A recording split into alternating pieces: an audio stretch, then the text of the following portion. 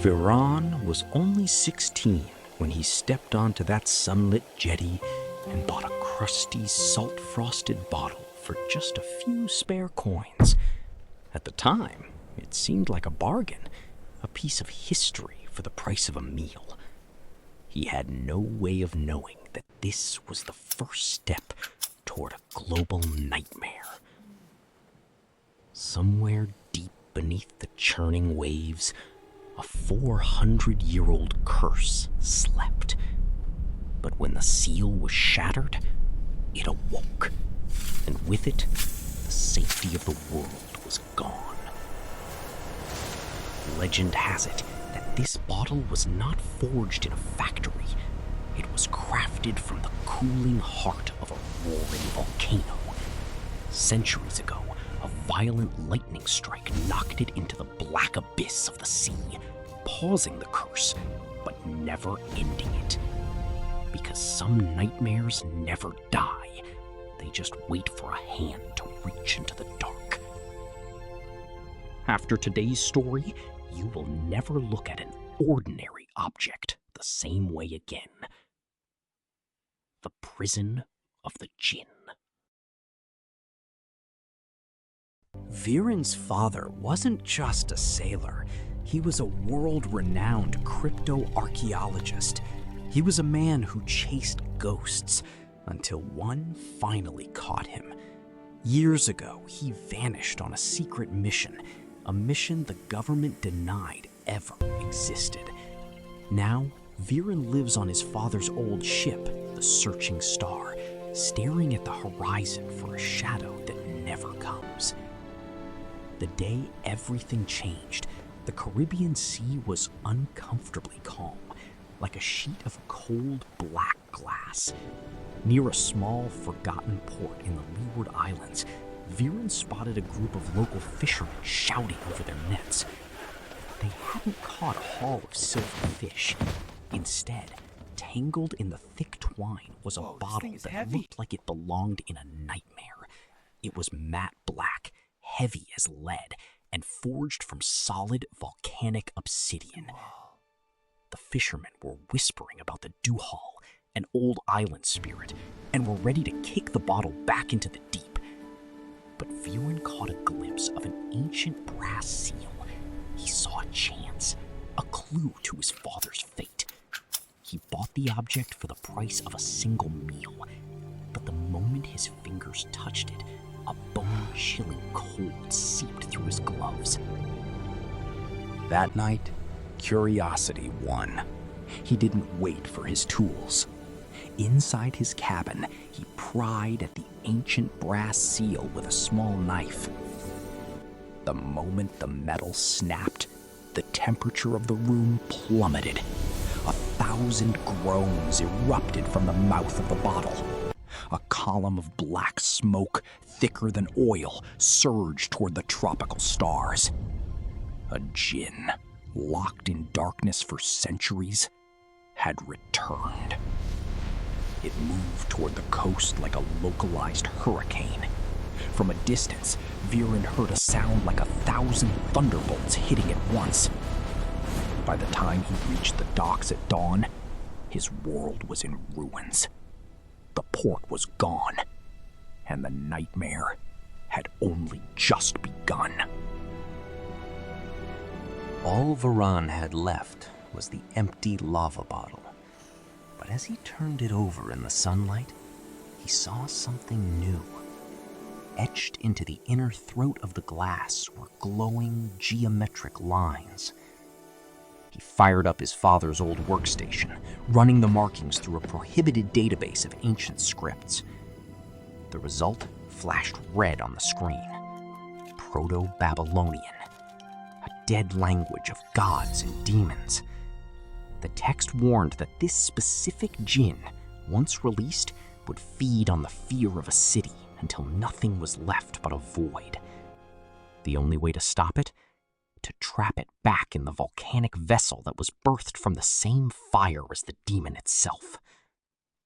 Viran didn't hesitate. He followed the coordinates to a hidden archive beneath the ruins of Babylon. There, he met a man who seemed more like a ghost than a librarian. The old man looked at the bottle, and his eyes widened. "The fire sun has returned," he breathed. "There is only one bloodline left that knows the binding songs. They live in a village that has been erased from every modern map." The village was a labyrinth of crumbling brick and gray fog. Viran found the last descendant of the Sorcerer Kings, living in a house that felt like a tomb. The sorcerer saw the bottle the moment Viran entered the room. "The Djinn is no longer a physical thing," the sorcerer explained, his voice like grinding stones.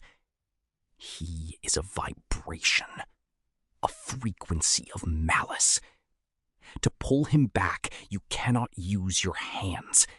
You must use the language of the void."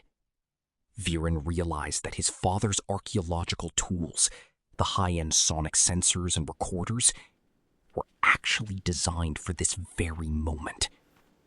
He recorded the sorcerer's ancient, guttural chants. These weren't just words.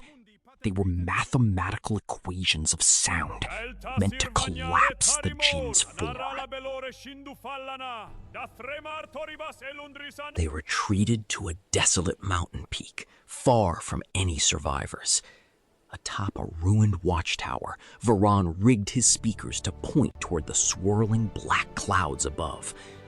Below, the sorcerer spent hours carving a magical ring into the granite, placing the lava bottle at the absolute center. They lit fires using ancient blue light wood, creating a circle of eerie sapphire flames. Viran hit the switch. The speakers roared. The ancient oath boomed across the valley, vibrating Viran's very bones. The sky curdled. The Djinn appeared, a mountain of shadow with eyes like dying stars. It shrieked, a sound that shattered the glass of the watchtower as the sonic frequencies began to pull its essence apart. Suddenly, a lightning bolt, the biggest Viran had ever seen, split the sky and hit the Djinn. It wasn't an accident, it was the final trigger. Weakened and screaming, the shadow was dragged into the bottle. The sorcerer lunged forward, slamming the brass seal home and fusing it with a drop of his own blood.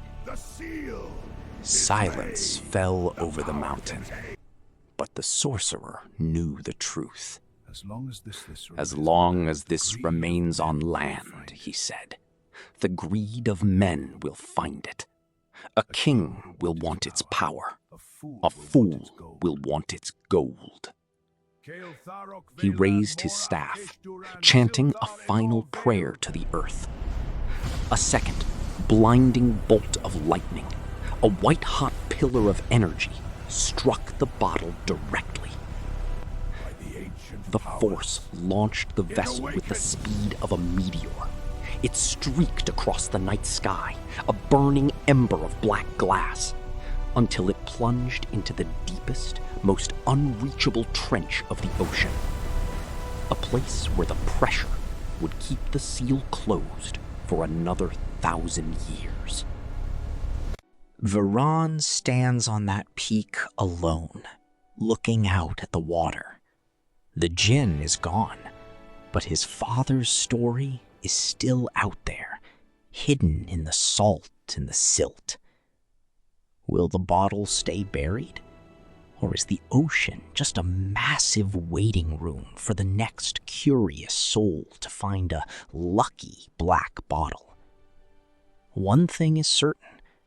Viran is no longer just a boy looking for his father.